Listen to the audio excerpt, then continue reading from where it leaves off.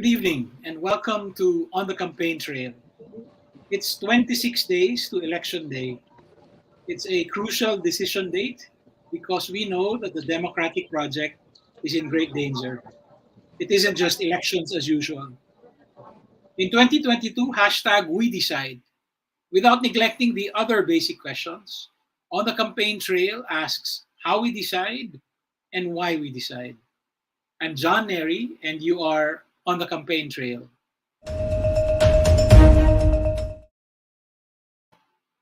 A total of 64 candidates are running for 12 open seats in the Senate. A look at election data shows that, based on one specific measure, it is relatively easier to run for the Senate during a presidential election. That measure is the percentage of votes cast that the 12th placer needs to win. In other words, the voting threshold.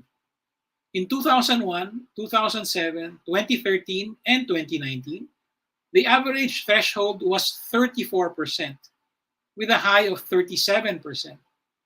In the presidential election years of 2004, 2010, and 2016, the average threshold for the last Senate seat was 30%, with a low of 26%. The difference is literally millions of votes. So that's what statistics say. What does the actual campaign experience tell us? We are joined tonight by two senatorial candidates who are in the thick of campaigning. Teddy Baguilat is a former three-term governor of Ifugao and former three-term congressman. Jopet Sison is a TV host, former councilor of Quezon City, and former national housing official. We were supposed to be joined tonight by Carmen Zubiaga, a former municipal official, the executive director of the National Council on Disability Affairs, and the founding president of the Women with Disabilities Leap to Social and Economic Progress, Inc. Unfortunately, she is not with us tonight. We will try to reschedule her. I invited Kong Teddy and Attorney Sison to reflect on their experience and to share their insights and analysis of the 2022 elections. Kong Teddy, Attorney Jopet, thank you for making time for our program. Thanks, John. Thank you, John. It's an honor to be with you here and with Kong Teddy. Thank you. Yeah, thank you, Kong Teddy. I mean, he just literally just landed at the airport. He's at the airport now. Yeah. Attorney Jopet also left the ISCO rally in San Fernando just to be able to join us. So thank you also. Yeah. I'd like to start by asking both of you, can you share with us one story from the campaign trail when you realized that your decision to run was the right one? Maybe Kong Teddy first and then Attorney Jopet. Okay. Well, I was included in the ticket to represent the indigenous people, and that's always been my advocacy for the past 2 decades in public service, especially when I was a congressman. Pinagalaban ng indigenous people's rights. So, yun lang. Ang problem is during the campaign, you don't get to really discuss much about these issues, especially if you're stamping and making speeches for 2, 3 minutes. Ganun. So, ang ginawa ko is nagbahag ako. So, yung first larga namin, of course, it was in Camarines Sur, no, yung hometown nila. Nakabahag ako and then we went through, nag-motorcade kami, we went around. And then, well, marami naman, of course, they appreciate. Eventually, they learn about the traditional ethnic attire. Pero initially, may mga yung bang natatawa pag nakikita akong passing by doon sa caravan, nakikita nila yung aking maputing puwet at nakabahag ako. And then may tumatawa. Of course, I couldn't understand the dialect, but I knew some were mocking me. You know. That's when I realized now this is probably how indigenous peoples all over the Philippines feel whenever they wear the ethnic attire, especially yung mga kalalakihan. Kasi yung mga babae naman, they still wear their traditional ethnic attire during special events. But bihira makikita mo yung mga lalaki. So that's when I realized na I think my running, whatever the result is, whether I lose or win, will help me explain more about who the indigenous peoples are, about our own cultures, and the advocacies on indigenous people's rights that I have been carrying for the past 2 decades. So kahit man lang yun, kasi nga ang hirap ipaliwanag sa kampanya minsan ng plataforma because maikli lang yung panahon. But parang yun na yung naging panata ako, no? At least when I talk about the environment of indigenous people's rights, yun yung dadalhin ko during the entire campaign. I realized that during the first few days when people, parang iba ang tingin nila kasi nakabahan ka eh. Parang ganon. But generally naman, over the past several weeks no, since the campaign started naman, people have become really very appreciative and been accepting of the traditional ethnic attire that I wear. But initially nga, parang I felt, no, parang medyo may mga tumatawa, may mga nagko-comments, some were mocking us, ganyan, some were jeering me, ganon, because of my ethnic attire. So yun yung parang, sige nga, I will take this opportunity to tell the people how proud I am to be an indigenous person in Singapore through my ethnic attire. Yon. Wow, I did not expect that answer, Kong Teddy. When you shared in their, the state of being mocked. Uh, Attorney Jopet, what about you? One story from your campaign trail. Yeah, when I decided to run for the Senate, I was really banking on the popularity of our program, no, yung kapag nasa katwiran ipaglaban mo. And yeah, true enough, wherever we go, once I start with kapag nasa katwiran, yung mga tao na yung sumisigaw ipaglaban mo. So yeah, for me that is an experience which I cherish most dahil yung programa namin it's really my dad's and I'm able to bring it to life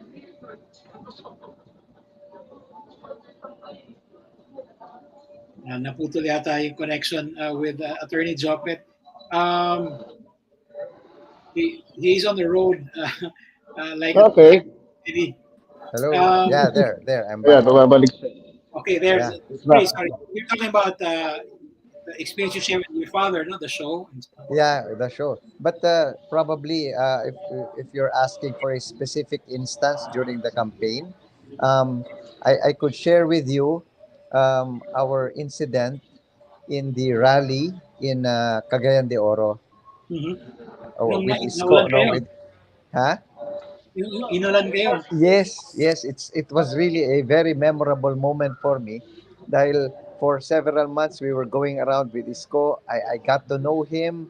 I got to see his sacrifices and that incident in Cagayan de Oro, umulan.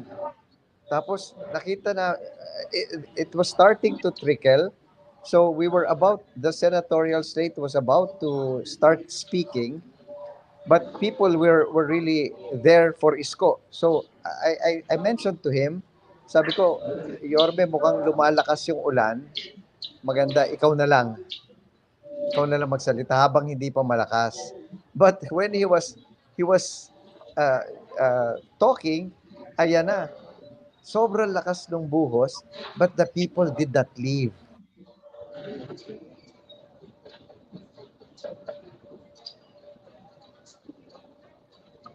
There you go. There we go again with our connection problems. But yeah, we actually have that on video. We saw that happen. Um, Kong Teddy, Pasensya na dyan. no Nagbabuffer. problem. That's all right. You're on the road. We appreciate you're making time for this. But yes, I was just saying that we actually saw that happen. It's recorded. It's gone viral. My next question for the two of you: the statistics suggest that it's easier to run for the Senate if you're running with a presidential candidate. Is this in fact your experience? What does having a standard bearer mean for you as a candidate in terms of scheduling, logistics, finance? Maybe Attorney Jopet first, then Yeah, Conte. yeah, definitely. Logistics wise, I would not run if I was not running with a presidential candidate. Iba pa rin pagkakasama mo yung candidate for president in terms of logistics, in terms of resources.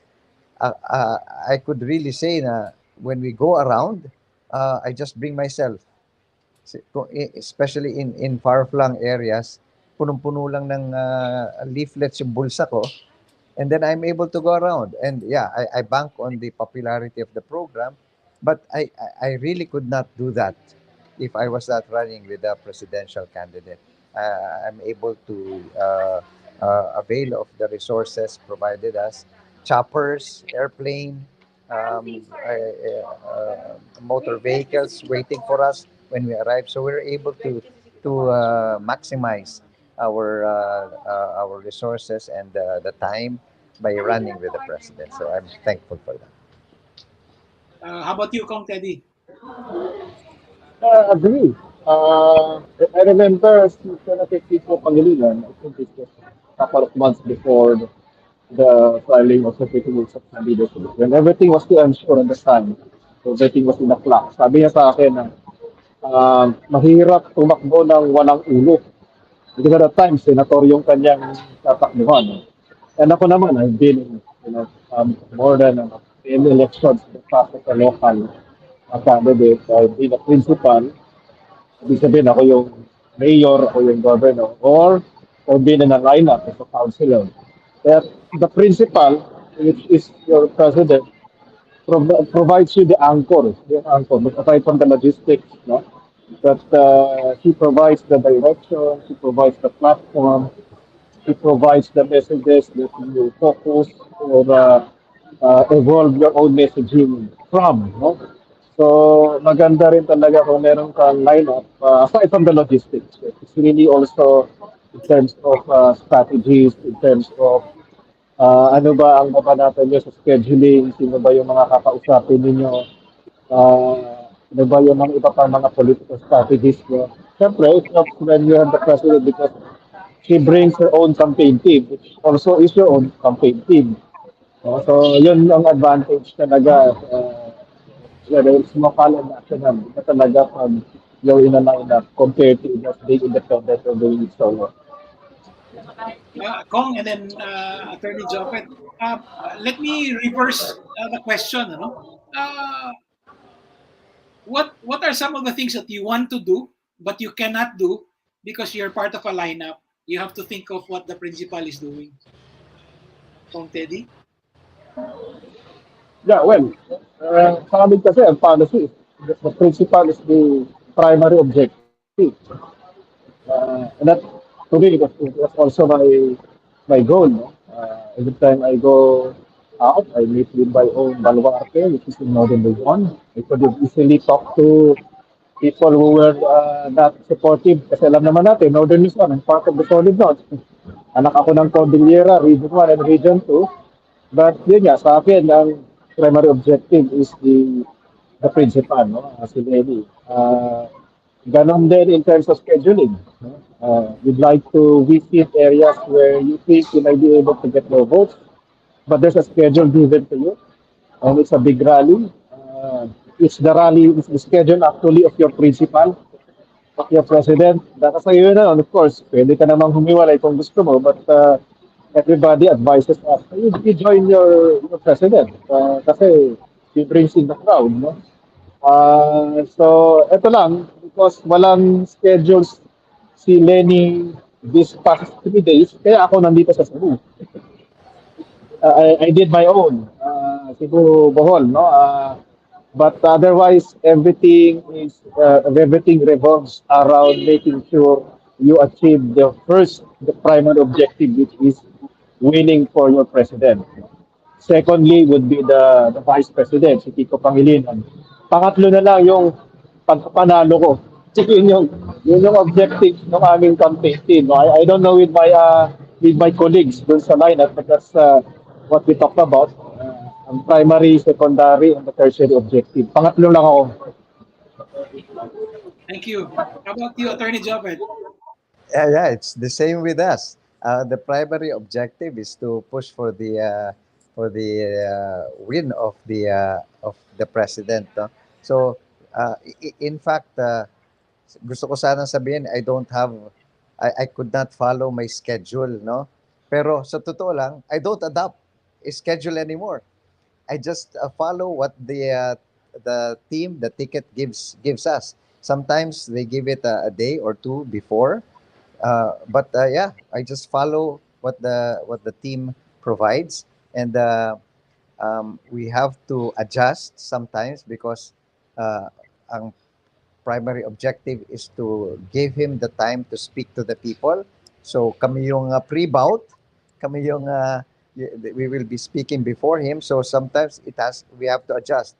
Sasabihan kami, extend it 3 minutes, 5 minutes. Tapos minsan, meet and greet lang, 1 minute, 2 minutes. So we really have to come up with different um, uh, speaking, yung uh, timetable so that we can adapt and accommodate and promote our principal, si Isko. So yeah, I don't have my own schedule. Nagkakaroon lang kami ng time pagka meron silang debates. So they have to prepare for the debate. That's our free time. Doon ko pinapasok yung interviews with the different radio stations. And sometimes, yeah, parang kay Congressman Teddy, pumunta rin ako mag-isa sa Cebu, yung mga areas na hindi ko napupuntahan. That's the time I bring it up. I can understand, no, you campaigning as a group, no, as a slate in the early days, but after Holy Week you have less than 3 weeks to Yeah, campaign, right? that's Kong right. Teddy, Attorney Jopet, do you see yourselves uh, breaking up into smaller groups so you can reach more places in the last 3 weeks of the campaign? Kumbaga, you will end up Yeah, running in your own name, but also as proxies for your yeah, presidential candidates in a different province and so on. Should we yeah. expect this? Yeah, kami, we did, although we are small in the group, Mhm. tatlo lang kami nung una. Ngayon, apat na kami, apat na senatorial. So we travel, six of us. Madali sa chopper, dalawang chopper lang. But we did. Siguro, we started that 2 weeks ago. We broke into two groups. Yung iba kasama ni Doc Willie with two senatorial candidates. Tapos si Yorme kasama, dalawa sa amin. Just so Mhm. we can cover more ground. So yes, it's part of the strategy also, and we follow what the team has provided us on uh, on which areas we should prioritize and which areas we have to concentrate in.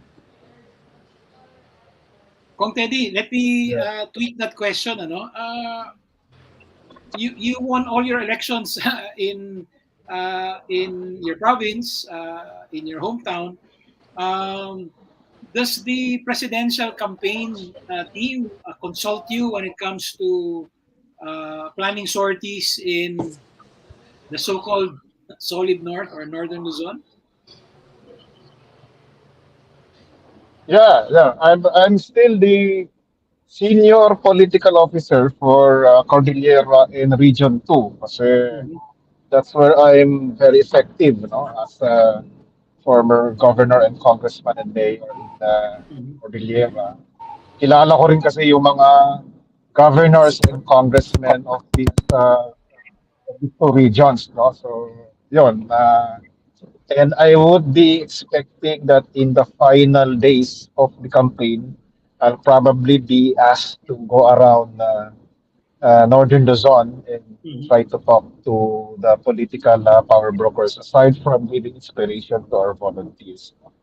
So yeah, very much involved rin naman ako doon sa planning, aside from being a candidate, because kung hindi naman dapat ako tatakbo. I was asked to represent the indigenous peoples, the Lumans, and people from Northern Luzon. Ang bala ko naman talaga to be a ground campaign manager, taking care of Solid North as well as other areas. So, ganun pa rin, I still manage our political officers in Northern Luzon, aside from being a candidate. In fact, I remember Kong Teddy. No? Since 2019, you have been heavily involved in building up the Liberal Party. No? You've been Yeah, yeah, recruiting new members, young members. yeah, So yeah, that's really how I understand your yeah. work. Um, in the last few weeks, we've seen there's been a lot of shifting and switching of support for presidential and vice presidential candidates. Anong basa nyo dito? And do you think that kind of switching and shifting uh, will affect senatorial candidacies? Um, Yeah, John, I'm not new in politics, and yeah, we expect that. It's expected in all elections. In Quezon City, for instance, in for the when in the last 2 weeks of campaign, nagkakaroon ng combinations. Yung mayor, vice mayor, biglang magkakaroon ng combination depending on where the vice mayor is stronger. The mayor's so different combinations, and we cannot prevent that from because several supporters would want to come up with their own combination. So that is expected. On the switching and transferring and of supporters to other groups, that is also expected. Siguro kung tatanungin mo on the effect of that sa senatorial slate, hindi masyado. If the focus is on the president and vice president, hindi masyado dahil sa totoo lang, sa mga senatorial balls, marami na ring existing combinations from different parties supporting different senatorial slates. So, yeah, I think there is not much effect on the senatorial slate. It has more impact sa one-on-one positions like president and vice president. Thank you. Kong Teddy? I agree. I agree with Jopet. It's expected, especially we're nearing the home stretch. Yeah. At umiinit na rin yung local politics. So dati tahimik kasi. Pero now na umiinit na, everybody knows who is going to who. That forces the hand of other candidates to declare for other candidates at the national level. But for the Senate, ano yan, combination yan. Combi votes yan. Of course, you rely on the straight voting of your solid base. Pero otherwise, sa mga mayors, mga ibang candidates at the local level,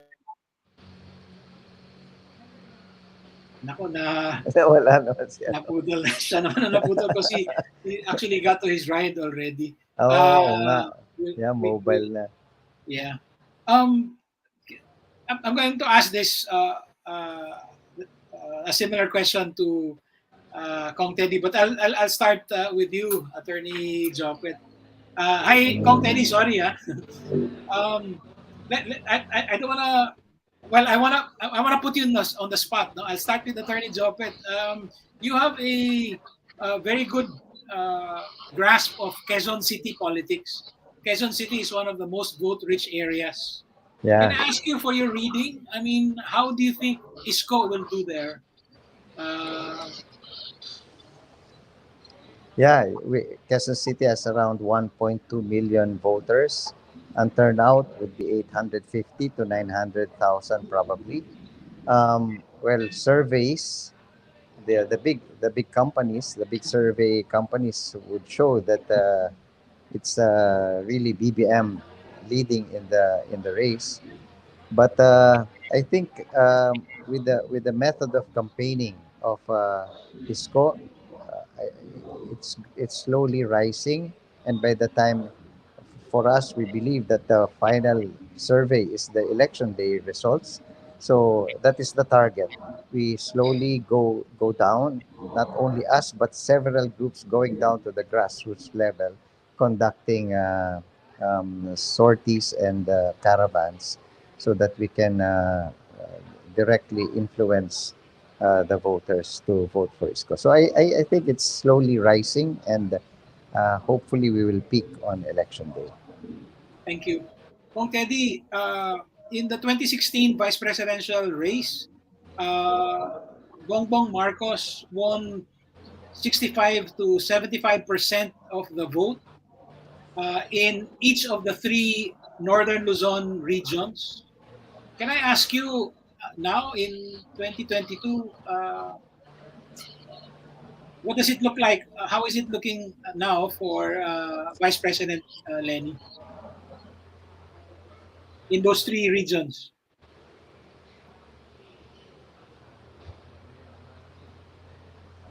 2016, only in 6 out of 11 municipalities. No?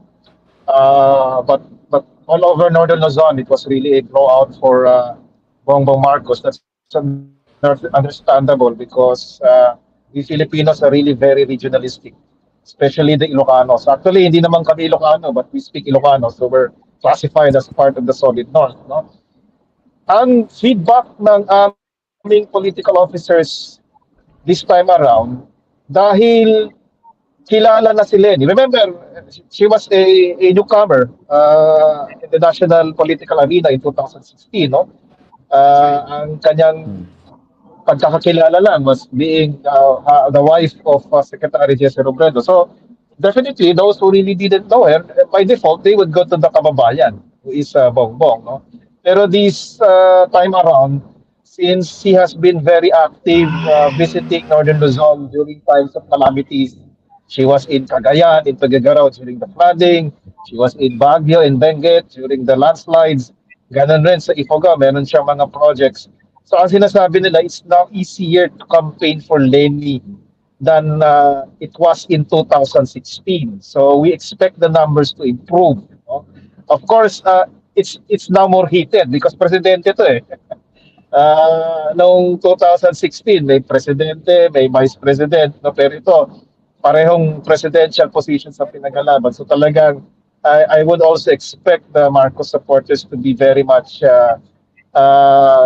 more persistent this time around. Pero yun nga, as per our latest evaluation and assessment, may mga areas sa Northern Luzon that we can probably hit 30% for Lenny. And 30% for any candidate outside of an Ilocano in Northern Luzon is a big victory. Kaya yun po yung aming assessment. But of course, you have to do daily and weekly assessments, no? Based on, just like what Jopet's saying, we're also doing house to house. Yan na eh. This is the crunch time. So talagang bahay-bahay na yan, no? So every time we do house to house, after a week, we assess what's the conversion rate. Is it now increasing from 15 to 17% ganon? So that's how very systematic yung aming assessment in Northern Luzon. And we feel confident that in some areas we will be able to get 30%. Thank you. Gentlemen, just two more questions. No? Second to the last question, let's talk about disinformation. Do you share our view that this is really shaping the election environment? How are you feeling the effects of disinformation in your own campaigns? Ako, if you would ask me personally, John, I'm not much of a social media user.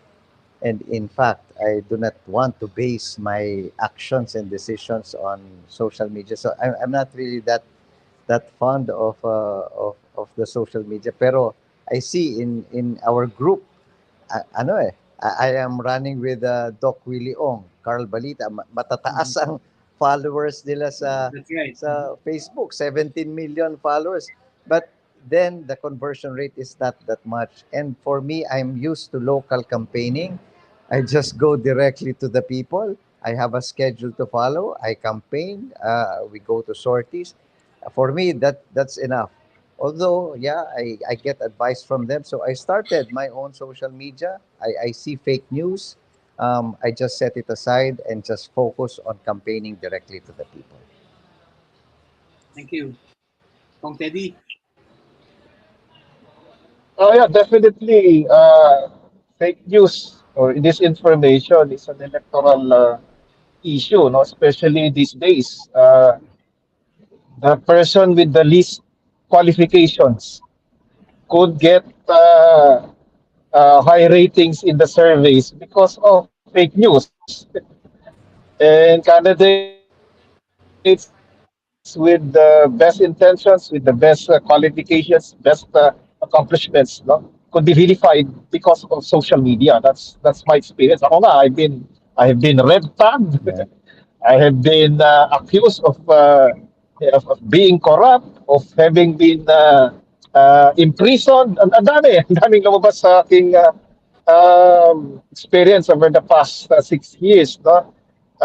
Including yung red tagging na minister daw ako, and that's just me.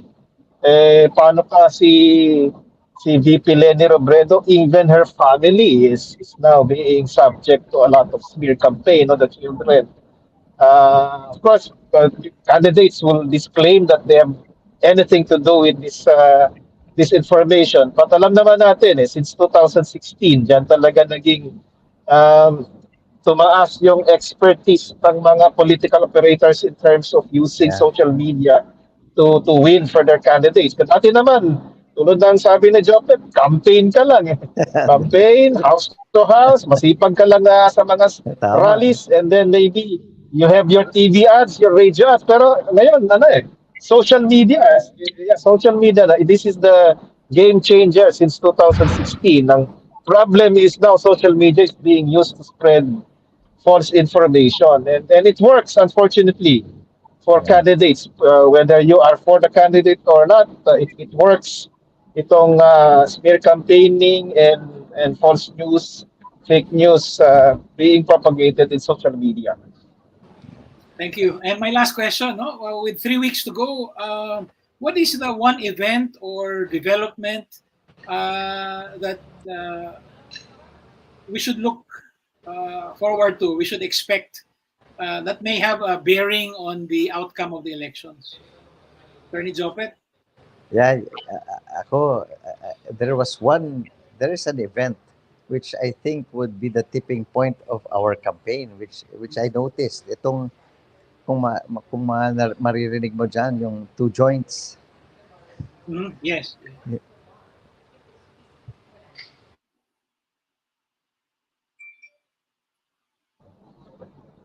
Unfortunately, our connection got cut again.